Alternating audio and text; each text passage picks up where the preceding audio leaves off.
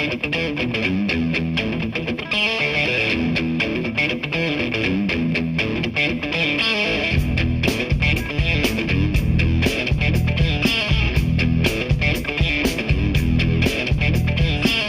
monsieur, bonjour. Il y a 20 ans, en 1979 donc, la Formule 1 nous a offert un championnat du monde tout à fait hors norme. Motors TV vous propose de revivre cette édition pas comme les autres. Et il y a 20 ans, 4 équipes se sont battues pour le titre mondial. Ferrari, mais aussi Williams et 2 françaises, Ligier et Renault. Ligier qui allait faire vibrer toute la France et Renault qui, avec cette voiture, allait faire triompher pour la première fois un moteur turbo. Il y a 20 ans, un vent nouveau soufflait donc sur la Formule 1. 7 pilotes ont remporté un Grand Prix, dont 3 Français. Jacques Laffite, Patrick Depailler, Jean-Pierre Jabouille. Un 4e, René Arnoux, est entré dans l'histoire à la suite d'un duel resté fameux. Motors TV vous présente la saison 79. Images d'archives, commentaires d'époque, témoignages actuels, tout est réuni pour un formidable spectacle. Le Grand Prix de Monaco était la 7e étape du championnat. On en était donc presque à mi-parcours. Or, jusque-là, 2 marques, et 2 seulement, avaient monopolisé les victoires. 4 pour Ferrari, donc, contre 3 pour Ligier. Un duel singulier qui avait relégué tous les autres concurrents au rang de comparses. Un duel d'autant plus passionnant qu'il opposait 2 équipes aux caractéristiques diamétralement opposées, malgré leur commune latinité. D'une part, une impressionnante machine au rouage bien rodé, par une incomparable expérience de la course, qui détient le record des victoires en Formule 1 avec plus de 70 Grands Prix à son palmarès. D'autre part, une petite phalange création récente qui, à l'orée de la saison 79, ne présentait pour seule référence qu'une unique victoire enlevée par Jacques Laffite 2 ans plus tôt.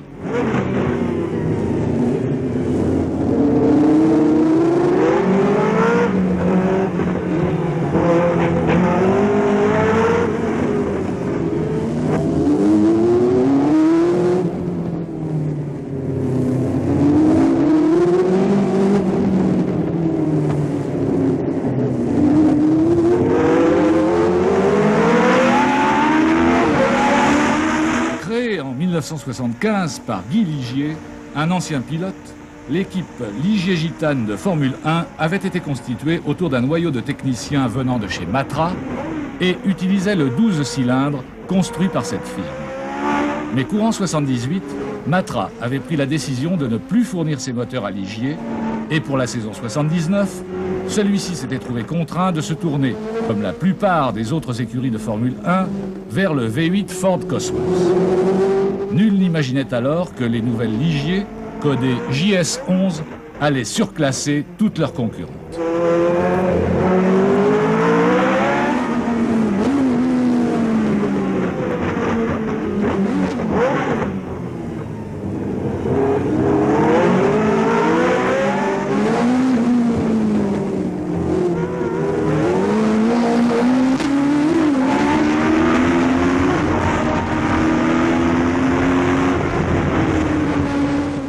L'épopée Ligier commença en Amérique du Sud, où Jacques Laffite enleva coup sur coup les 2 premiers Grands Prix de la saison, à Buenos Aires d'abord, puis à Sao Paulo, démontrant une supériorité si insolente qu'elle lui valut d'être surnommé le Conquistador. C'est le rêve. Pole position, bon départ, toute la course en tête, le record du tour, et moi je suis ravi. Mais elle s'acheva 2 mois plus tard avec la victoire de Patrick Depailler en Espagne, premier Grand Prix de la saison européenne. Lorsqu'ils étaient arrivés en Amérique du Sud, Jacques, pilote de Ligier depuis la création de l'équipe, et Patrick, nouveau venu dans l'écurie, abordaient la saison sur un pied d'égalité. Tous 2 jouissaient du même statut et disposaient d'un matériel identique, au moins en théorie. L'ambiance aurait dû être détendue, elle ne l'était qu'en apparence. En fait, les 2 coéquipiers allaient se comporter comme d'implacables rivaux. Déjà, le ver était dans le fruit. L'arrivée de Depailler dans l'écurie Ligier avait en effet été ressentie par Laffite comme un défi. Jusque-là, il avait été le seul pilote d'une équipe qu'il s'était habitué à considérer comme exclusivement sienne. Aussi, lorsqu'il avait appris l'engagement de Patrick, il n'avait caché ni son dépit, ni sa désapprobation. Baroudeur impénitent, infatigable animateur, Jacques était considéré comme un pilote à panache, mais aussi comme un piètre technicien. En le flanquant d'un coéquipier réputé au contraire pour ses qualités de metteur au point, Guy Ligier avait compté gagner sur 2 tableaux. Profiter de l'expérience de Depailler pour assurer le développement de ses voitures et doubler ses effectifs, donc ses chances de victoire. Il croyait avoir réuni 2 coqs qui, du fait même de leurs profils différents, se montreraient complémentaires et multiplieraient par 2 le potentiel de son équipe. En réalité, il avait pris le risque de marier la carte et le lapin.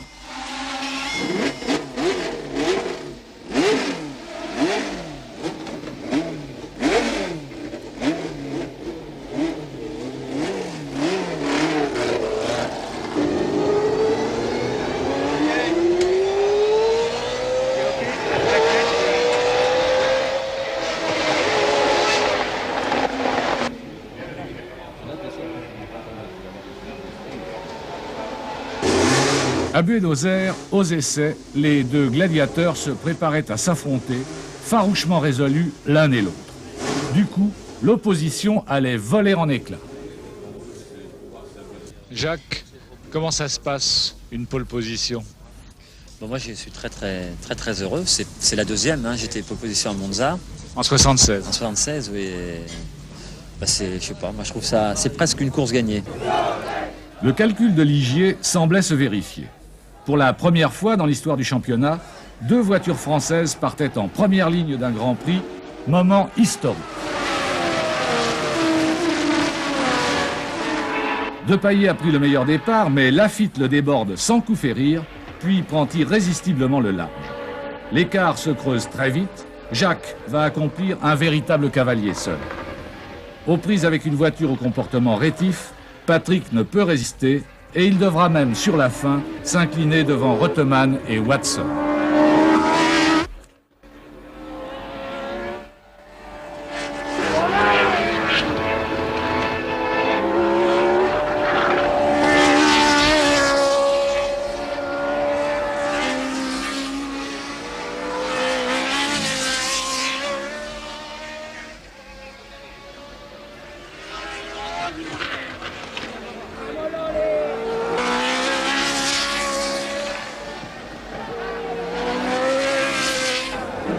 Le duel a tourné court. Lafitte s'est imposé avec une déconcertante facilité. Revanche, 15 jours plus tard, à Sao Paulo. À nouveau, les 2 Ligier partent en première ligne après avoir outrageusement dominé les essais. Ils feront de même en course. Mais cette fois, Depailler suivra longtemps Lafitte comme son ombre. Tout à leur duel, les 2 hommes ne ménagent ni leur peine, ni leur monture, et ils s'envolent. Lotus, Ferrari, Tyrrell, Brabham, les Ligier surclassent toutes leurs rivales.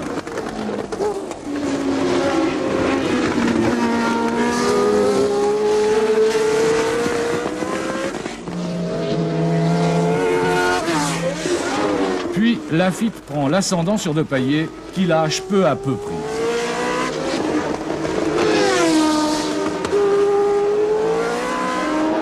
Cette fois, c'est le doublé triomphal.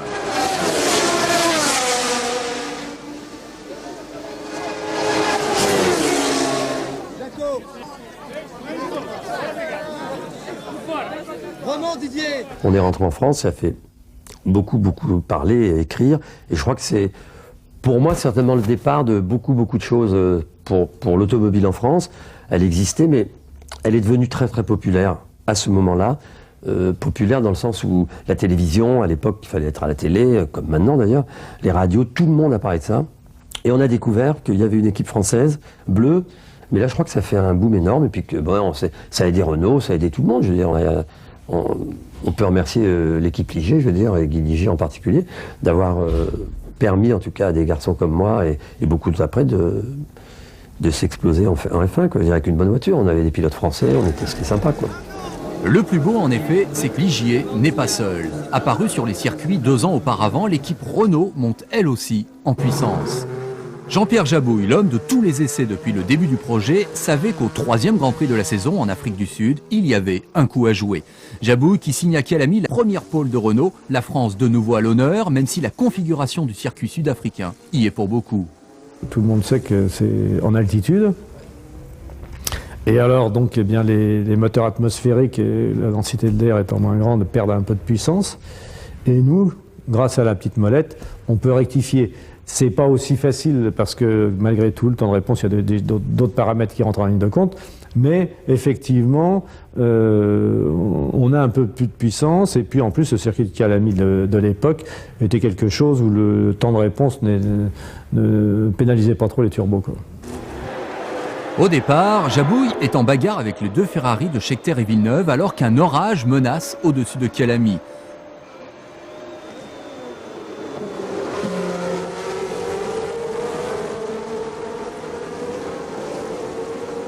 Au 3e tour, la piste est détrempée, la course est interrompue. Il faudra attendre 50 minutes pour qu'un nouveau départ soit donné.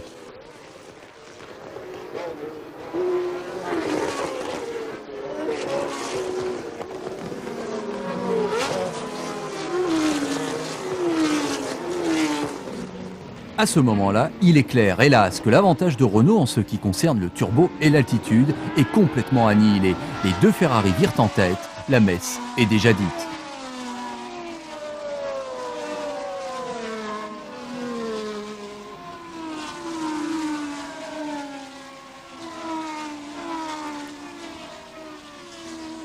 Jody Scheckter et Gilles Villeneuve exploitent alors au mieux les qualités de leur nouvelle monture apparue seulement à l'occasion de ce Grand Prix, la 312 T4, qui est bien sûr à ranger dans la catégorie des voitures à effet de sol.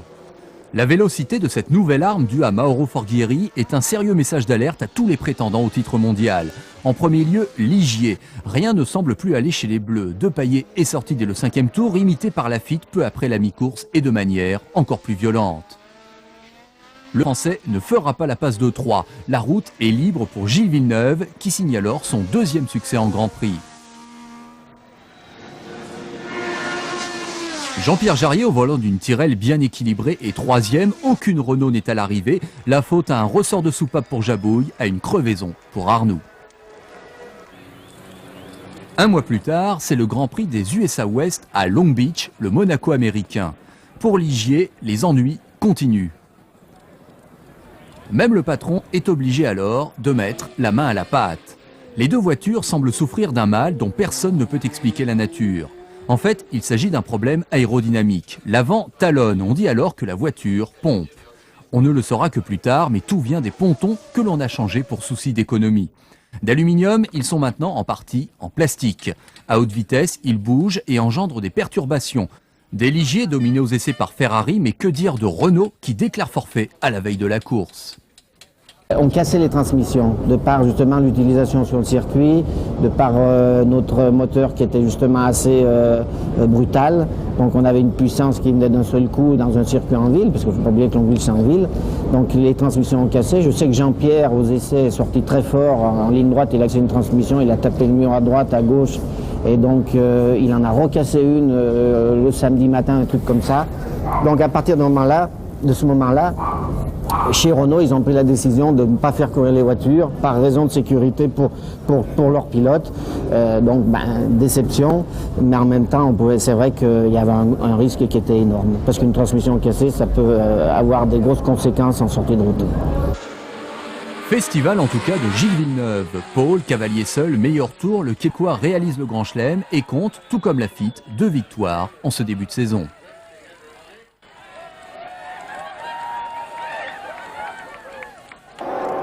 Il faut attendre le 29 avril pour voir Ligier se réveiller. Laffite et Depailler sont en première ligne à Jarama pour le premier Grand Prix européen. Ayant pris le meilleur envol, Depailler est en position de force et contrôle la situation.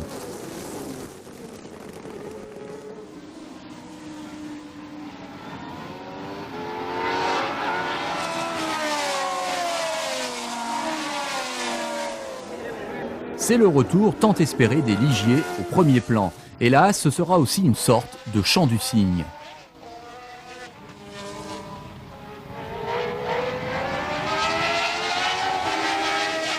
Lafitte, longtemps menaçant, commet un surrégime qui l'élimine de la course.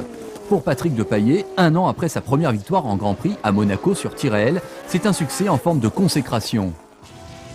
Il a prouvé pouvoir dominer à la régulière son coéquipier. Il a prouvé pouvoir faire gagner lui aussi la JS11 et, encore plus important, il est désormais en tête du championnat du monde.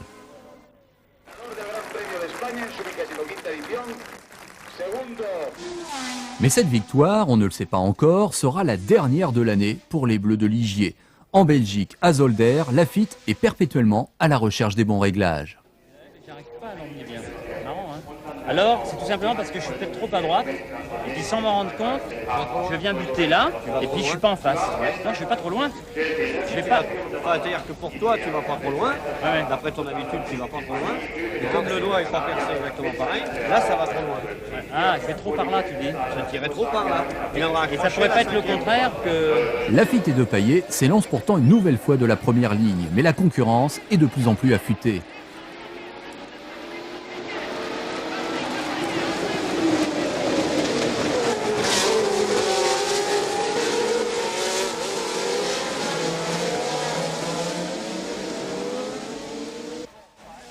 Depailler est le mieux parti. Lafitte le talonne. Alan Jones sur la nouvelle Williams, baptisée FW07, est en embuscade.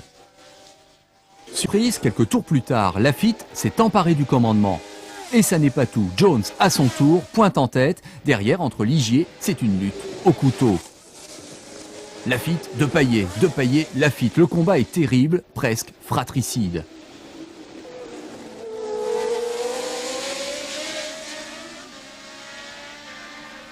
Est-ce une conséquence? En tout cas, Depailler sort de la piste au 47e tour et se blesse même au poignet droit. Jones n'étant plus là non plus, Lafitte hérite du commandement, mais bientôt la menace Scheckter se précise. Le Sud-Africain part à l'assaut du Français et met tout le monde d'accord dans ce Grand Prix passionnant à suivre pour une assistance de 75 000 spectateurs. C'est sa première victoire au sein de Ferrari et surtout, c'est lui maintenant qui est en tête au championnat.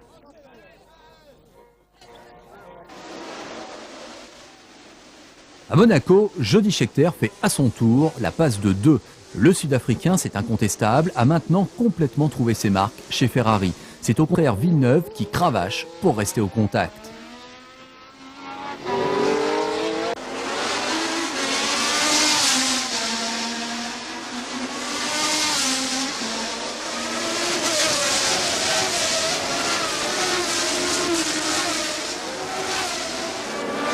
Impérial, Ferrari ne laisse personne d'autre s'immiscer dans la lutte pour la victoire.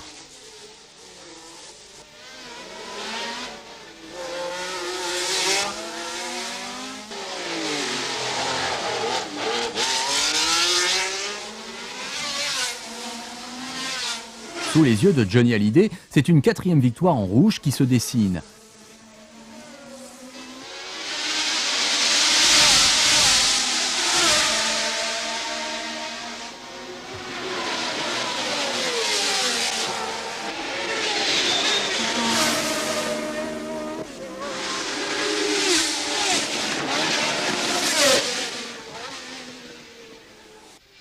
Finalement, Villeneuve est victime d'une panne de différentiel. Aucune Ligier n'est à l'arrivée, Depailler a cassé son moteur, Lafitte sa boîte de vitesse.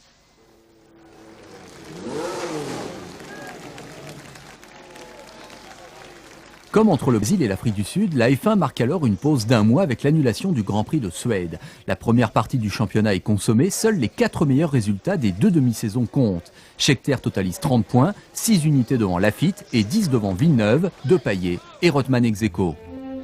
Depailler, lui, n'ira pas plus loin. Le Français se blesse gravement en faisant du deltaplane. Un coup dur, très dur, pour lui bien sûr, et pour toute l'équipe Ligier. Malgré leur rivalité exacerbée, le duo faisait incontestablement progresser l'équipe et continuer de maintenir une pression redoutable en vue du championnat. Depailler indisponible, c'est toute une écurie qui se voit freinée dans son élan. Un accident que le pilote de Clermont-Ferrand se verra longtemps reprocher, les critiques ne manquant pas à l'époque pour stigmatiser son manque de professionnalisme. Vraiment, j'étais déçu d'abord pour Patrick, en plus c'était assez grave. Je trouvais ça complètement abruti de sa part, en pleine saison, de s'initier au deltaplane. Parce que moi je considère qu'on peut faire de la moto, on peut faire du ski quand on est pilote de Formule 1, à partir du moment où c'est pas une nouvelle activité. Je veux dire par là que moi je fais du ski depuis que j'avais 17 ans, 18 ans, à 35 ans, c'est 20 ans à peu près que je fais du ski, je savais où j'étais, ça veut dire que je connaissais les risques, je savais mes qualités et mes défauts à ski, donc je savais qu'à certaines vitesses, je pouvais prévoir un éventuel emmerdement, voilà. Prévoir, je dis, parce que tout peut arriver, dans la rue, vous pouvez vous casser la gueule dans la rue et vous casser la jambe. La moto, pareil, quand on est habitué à en faire, Patrick était très bon en moto, on allait faire de la moto, il aurait pu se faire mal, mais il maîtrisait très bien. Alors que le deltaplane, c'est une situation nouvelle pour lui, et il a fait la bêtise que tout le monde connaît, il a voulu se reposer d'où il était parti. Bon, à l'époque, je me souviens, on disait, ça c'est un truc qu'il ne faut jamais faire, alors est-ce qu'il a, lui, voulu le faire on en a très peu parlé après son accident, mais c'est vrai que c'était un peu dommage, c'était dramatique pour Patrick d'ailleurs, mais bon, je trouve je dis toujours, j'ai le droit de me tuer ailleurs qu'en Formule 1, voilà.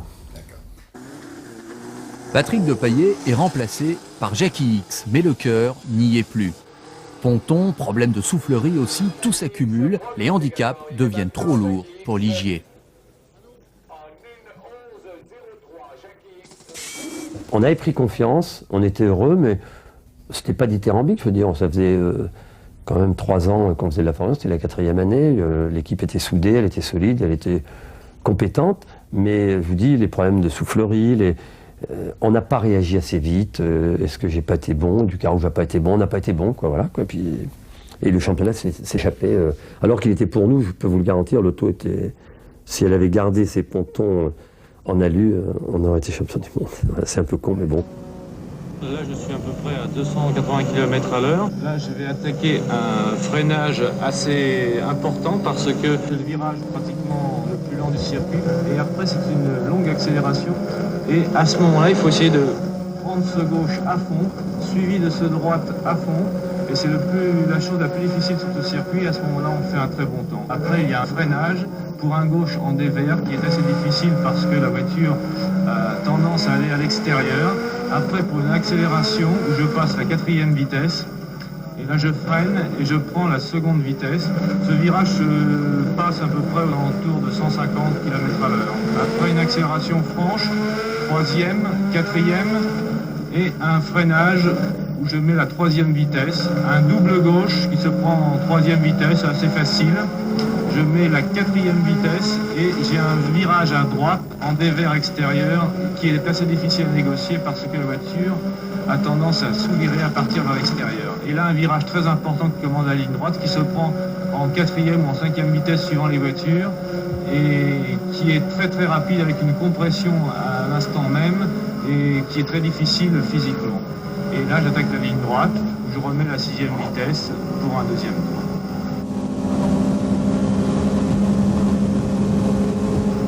Si je me réussis bien sur un tour, eh bien je fais 1 minute 9 secondes pour 3 km 200. Et même encore un peu moins à vrai dire. Arnoux ou Jabouille qui vient de nous offrir un tour du circuit de Dijon-Prenois, hôte du Grand Prix de France, où Gérard Larousse, le patron, tous les hommes de Renault ne le savent pas encore, mais ce Grand Prix sera leur course, celle dont on se souviendra encore avec émotion 20 ans après. Mais avant cela, forcément, il y avait l'angoisse de mal faire à domicile, la pression de toute une direction qui ne voulait pas d'un échec, en dépit de l'incertitude naturelle du sport automobile. Ça, c'est clair que chez Renault, il faisait tout inconsciemment pour mettre la pression aux 2 pilotes parce qu'on avait l'impression que le Grand Prix de France, si on ne gagnait pas là, si on n'était pas là, c'était vraiment la fin du monde, quoi. Alors quand on est des pilotes, et que c'est sûr qu'il faut avoir les reins solides parce que déjà en temps normal, on est sur la première ligne, pole position, on prend le départ en espérant gagner le Grand Prix, c'est le Grand Prix de France et que Renault fait... heureusement. Moi, j'ai jamais, de ce côté-là, j'ai toujours été assez relax. Donc, bon, ça m'a pas fait grand-chose de plus, mais c'est vrai que les gens chez Renault, ils étaient assez fébriles.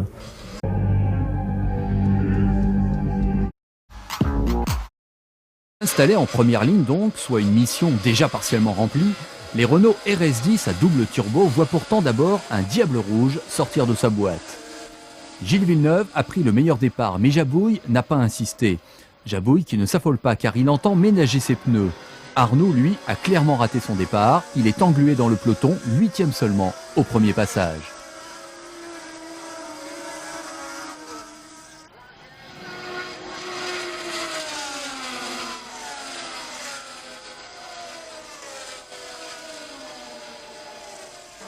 Jabouille suit Villeneuve comme son ombre. Le Canadien ne parvient pas à lâcher le Français.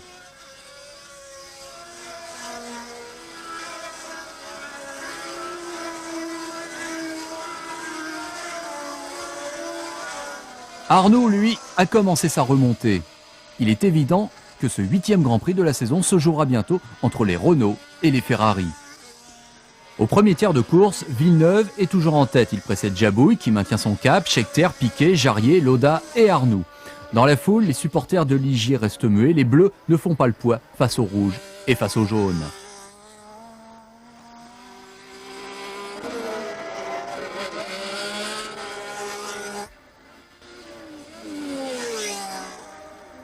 Arnoux s'est débarrassé de Scheckter. Il est maintenant 3e. La grande offensive Renault peut commencer.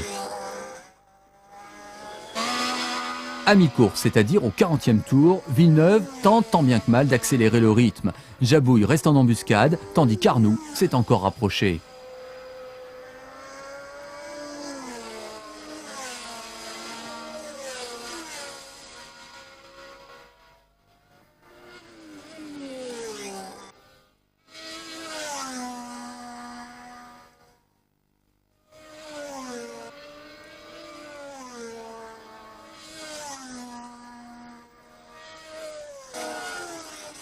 « 43e tour. La pression est maintenant sur les épaules de Villeneuve. Le Québécois semble parfois à la limite. 46e tour, implacable, Jabouille est passé en tête. De même, Arnoux a-t-il creusé l'écart face à Scheckter.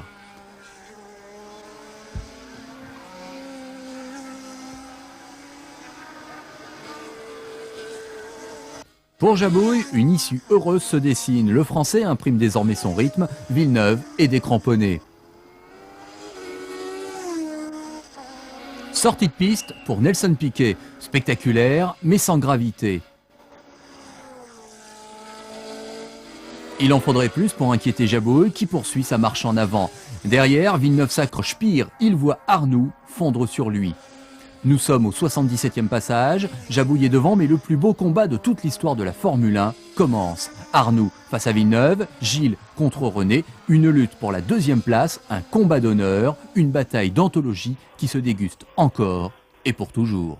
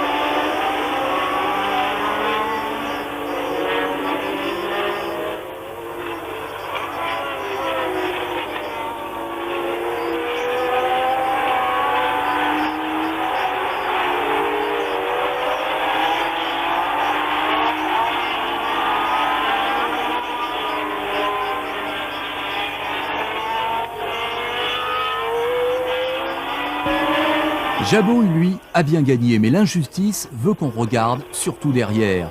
Et c'est finalement Villeneuve, pour 24 millièmes de seconde, qui sort vainqueur de cette joute féroce, mais fraternelle et mortelle.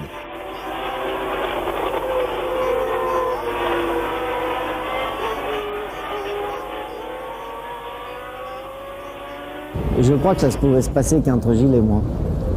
on avait cette même fougue, rage de vaincre, motivation. Donc on se connaissait très bien en plus, on était très amis, on se connaissait très bien. C'est vrai que c'était parfois limite, mais c'est vrai que cette connaissance des deux, on savait que ni l'un ni l'autre aurait fait un coup méchant à l'autre. Donc c'est ce qui fait que bon, on s'est encastré les roues, on s'est touché.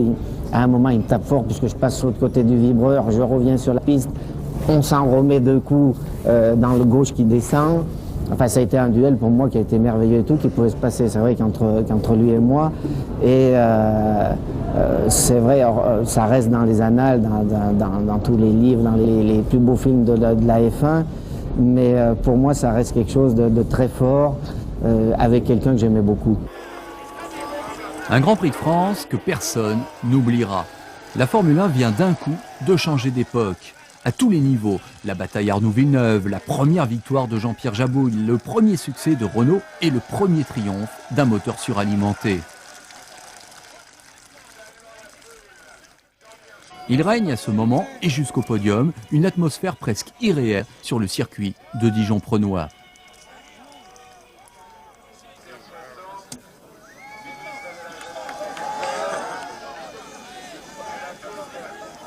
Les gens même étaient un petit peu hébétés, quoi. Tellement ils étaient, ils l'espéraient, mais ils avaient tellement eu de casse et ceci et cela et au départ tout le monde s'était tellement foutu de notre gueule que les gens étaient contents, mais en même temps un peu surpris, quoi. Alors bon, moi je vous dis, j'ai très content, mais bon, je suis pas dans un sens comme dans un autre, je vais pas exploser de joie parce qu'on gagne une course. Et puis quand on perd, je vais pas non plus me mettre à pleurer, quoi. Donc non, j'étais très satisfait, mais je le savais. Je savais que ça allait arriver un jour. Je savais que moi, je m'étais rendu compte depuis le temps que je courais que j'étais capable de gagner des grands prix. Donc c'était une suite logique des choses, quoi. Puis c'est comme le mec qui va faire la guerre. Il a un tel entraînement à tout ça. C'est que bon, quand on fait des essais, on fait des courses, on a un entraînement et puis voilà. Et alors on est la pression, c'est pareil, il y a des gens qui vous la collent, qui essayent de vous la coller, qui l'ont à côté de vous, et puis ils sont même surpris que vous, ça va, quoi. J'avais pas les jambes qui tremblaient lors du départ du Grand Prix, quoi. Samedi 14 juillet 1979. En ce jour de fête nationale, on peut croire que Renault va poursuivre sa révolution de la Formule 1. Dans la foulée du Grand Prix de France, en effet, les hommes de la régie semblent euphoriques. Jabouille est de nouveau sur la première ligne, battu seulement par la surprenante Williams d'Ala Jones, qui obtient là sa première pole position.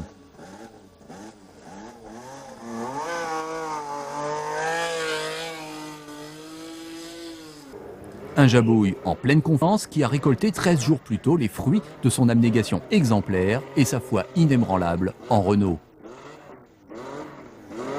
Jabouille, qui a l'orée de cette deuxième demi-saison où en majorité des circuits ultra rapides attendent les pilotes, sait qu'il a peut-être, 6 mois après son beau-frère Jacques Laffite, les moyens de faire vibrer la France à ses exploits. Au départ, à cause du fameux temps de réponse du turbo, il n'est en tout cas pas surprenant de voir Jean-Pierre laisser envoler les deux Williams de Jones et Regazzoni. Sans tarder pourtant, Jabouille s'empare de la deuxième place. Jones, Jabouille, le duel est alors lancé, derrière le trou est fait, les Ferrari ne sont pas à la fête.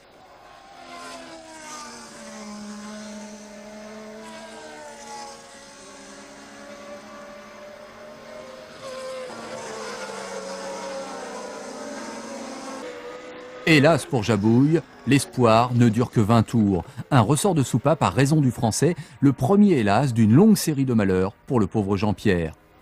Une voie royale s'offre donc à Jones et le moteur de l'Australien explose au 39e tour. Qu'à cela ne tienne, c'est l'autre Williams, celle de Clay Regazzoni, qui l'emporte, non sans que Frank Williams n'affiche clairement un regret vis-à-vis de l'infortune de son leader. C'est quand même la première victoire d'une Williams et pas la dernière puisqu'Alan Jones allait alors faire parler la poudre. L'été 79 sera radieux pour l'équipe britannique et son leader, l'Australien Alan Jones, qui va aligner 3 victoires consécutives, en Allemagne pour commencer. En Autriche, pour continuer, Jones matera avec une déconcertante facilité la fougue de Villeneuve.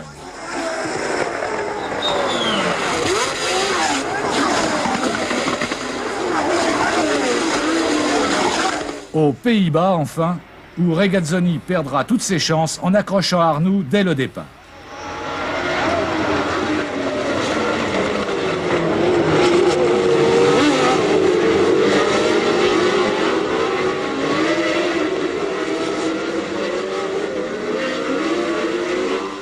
En Allemagne, donc, seul Jabouille menaça Jones. Le Français avait d'ailleurs été le plus rapide aux essais. Mais la canicule qui régnait ce jour-là sur le circuit de Hockenheim allait étouffer le moteur à turbocompresseur de la Renault Elf. Pour compenser cette perte de rendement, Jabouille fut contraint de prendre des risques.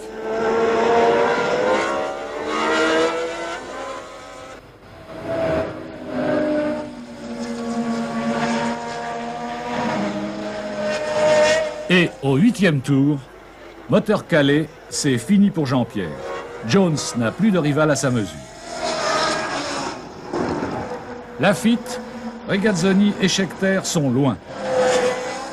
En vérité, l'Australien s'est assuré une telle avance qu'il parviendra à l'emporter malgré un pneu arrière en lambeaux et un système d'alimentation détraqué.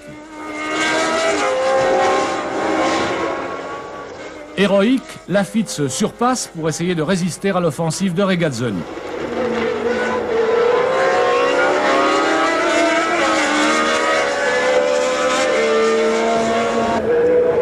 Mais en vain, il n'y a vraiment rien à faire contre ces diaboliques Williams qui cette fois réussissent un triomphal doublé. Elles dominent leur rival d'aussi haut que l'avaient fait les Ligier, puis les Ferrari au début de la saison. Le Grand Prix d'Autriche en fournira une nouvelle et éclatante démonstration. En dépit d'un Villeneuve inspiré, avec lequel Jones joue au chat et à la souris, avant de lui porter une imparable estocade.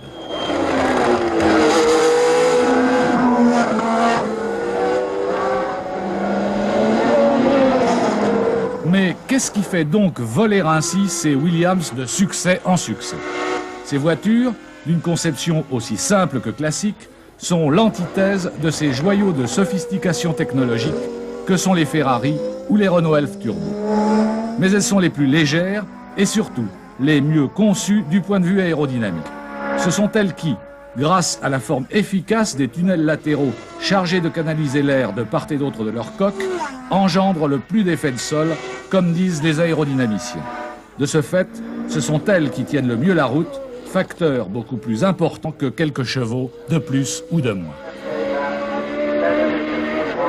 En Autriche, les Renault Elf avaient à nouveau dominé les essais, grâce à Arnoux cette fois, dont les progrès sont constants. En course, René prend le meilleur sur Villeneuve, mais Jones est hors de sa portée, et il perdra même sa seconde place en vue de l'arrivée à cause d'une panne d'alimentation. Cavalier seul de Jones, donc, qui l'emporte sans avoir été le moins du monde menacé. Mais il n'en ira pas de même en Hollande, où la victoire sera à 2 doigts de lui échapper.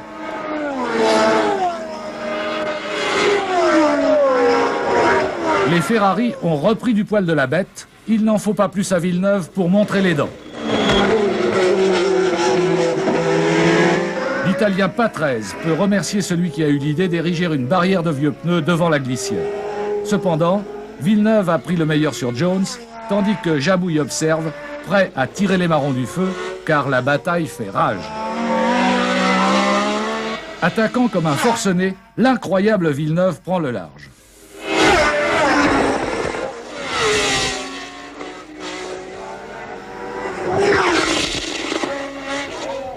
Mais Gilles a présumé de la résistance de ses gommes martyrisées. Il a de plus en plus de mal à maîtriser sa Ferrari. Jones comble son retard et passe en tête. Villeneuve, après un tête-à-queue qui lui a fait perdre le commandement, a été victime de l'éclatement d'un pneu. C'est ce jour-là, assurément, que le trop fougueux Canadien est passé à côté de sa chance de devenir champion du monde. Alors que Scheckter, revenu de la dernière place après un départ désastreux, ne manquera pas l'occasion de marquer les précieux points que lui vaut sa seconde place derrière l'invincible Mr. Jones.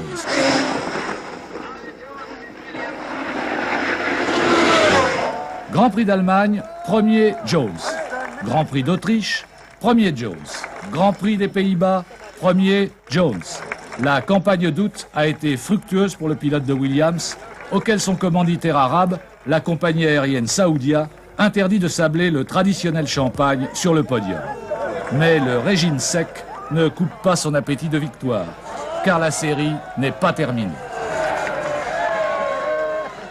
À la veille du Grand Prix d'Italie où Ferrari, on s'en doute, se prépare comme jamais, la situation est donc la suivante. 2 victoires pour Laffite en tout début de saison, puis 2 pour Villeneuve, 1 pour De Paillet, absent depuis, 2 pour Scheckter, 1 pour Jabouille, 1 pour Regazzoni et 3 pour Jones. Scheckter est en tête du championnat et favori pour le titre, mais Villeneuve, Jones et Laffite gardent encore, mathématiquement du moins, toutes leurs chances. Pour ces pilotes, il leur faut néanmoins espérer un faux pas de Scheckter, ce qui paraît peu probable dans la mesure où le Sud-Africain a précisément terminé 10 fois dans les points au cours des 11 Grands Prix précédents, une performance tout à fait exceptionnelle.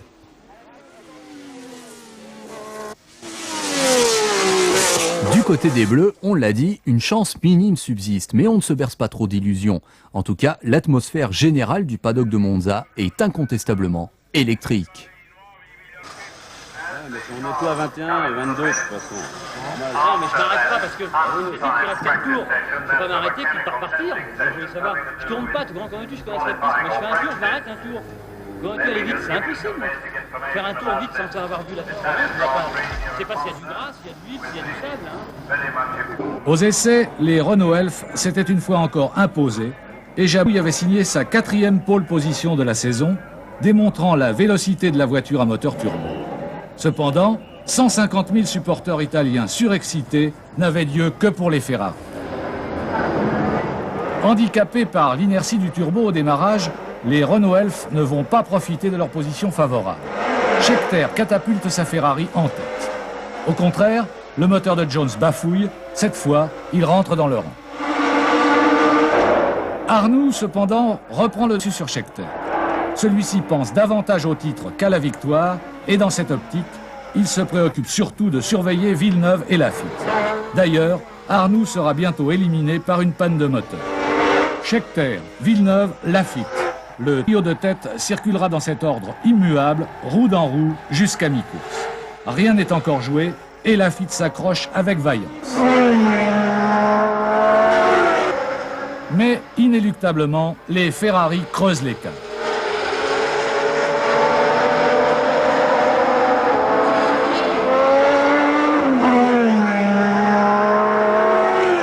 Scheckter a le titre en main.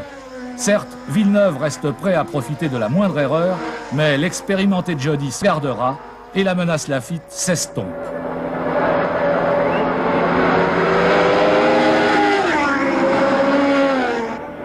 La maturité de Scheckter et celle de l'écurie Ferrari ont fait la décision. Vaillant jusqu'au bout, Laffite s'est bien battu, mais il doit s'incliner.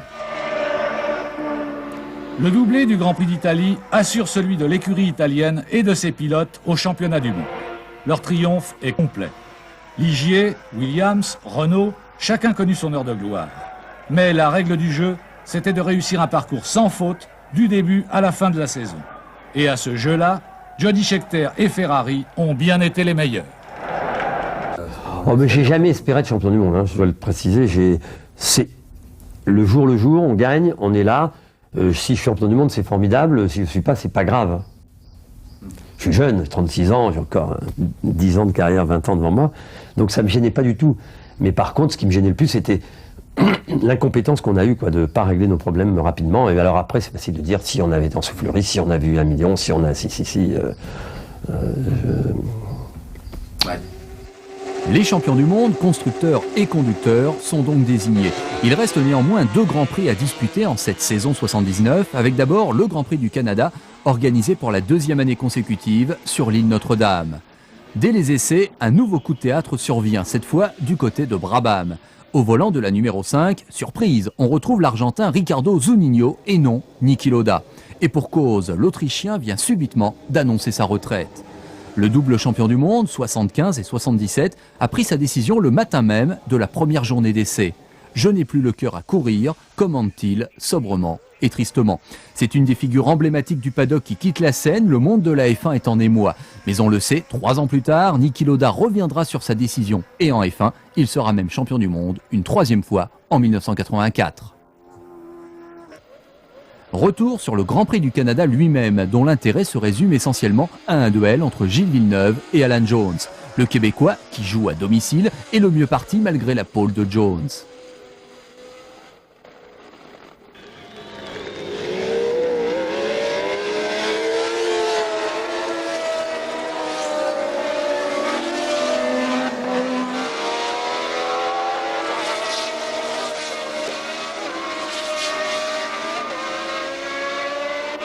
Pendant 50 tours, les deux pilotes ne se lâchent pas et offrent un superbe spectacle.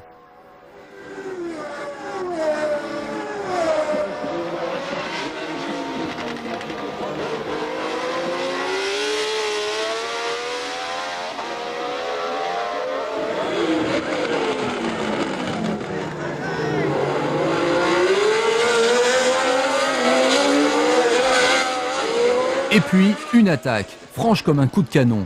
Jones est passé. Une superbe manœuvre de l'Australien, pleine de panache. Pour Villeneuve, l'espoir de gagner une deuxième fois de suite chez lui s'envole.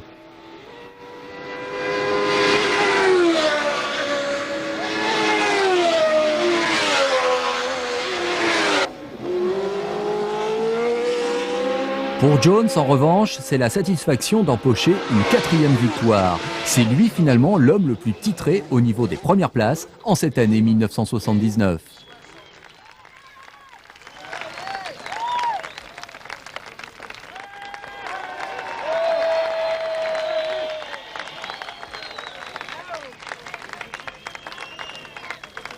Alan Jones, un pilote parfois énigmatique. Issu d'une riche famille de Melbourne, une mère irlandaise, un père gallois, un caractère bien trempé. L'Australien est la révélation de l'année. Son duo avec une FW07 aussi fine qu'efficace a fait merveille. D'ores et déjà, on pressent que le favori du championnat du monde 1980 n'est pas à chercher ailleurs. Jones qui a posé cette saison les jalons de sa future gloire.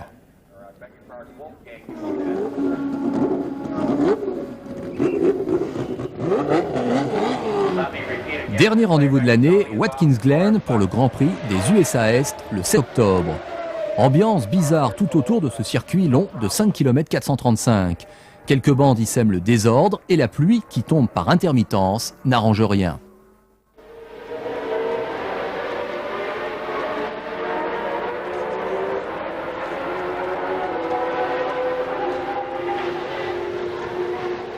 Au départ, on retrouve les deux furieux que sont Jones et Villeneuve.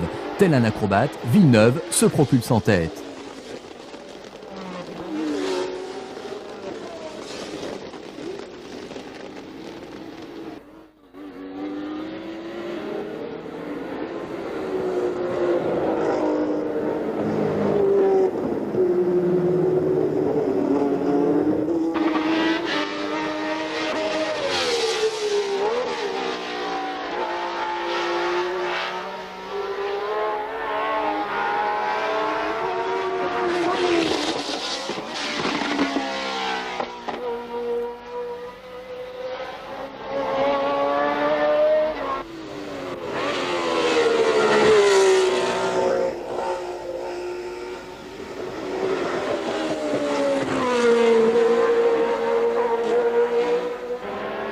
Jones, cette fois, ne peut que s'incliner, même si la piste, s'asséchant en fin de course, semblait devoir lui être favorable.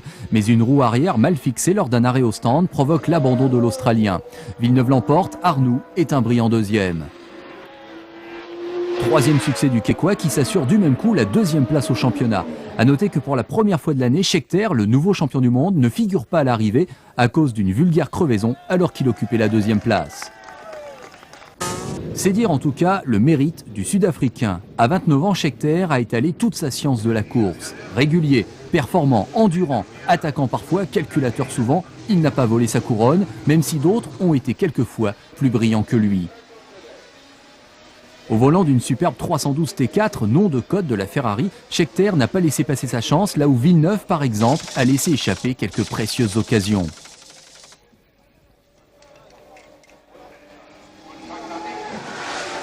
Après avoir piloté pour McLaren en 1972 et 1973, puis Tyrrell de 74 à 76, et enfin chez Wolf en 77 et 78, Scheckter a trouvé dans la Scuderia Ferrari l'organisation et les moyens qui lui convenaient pour s'attaquer au titre mondial.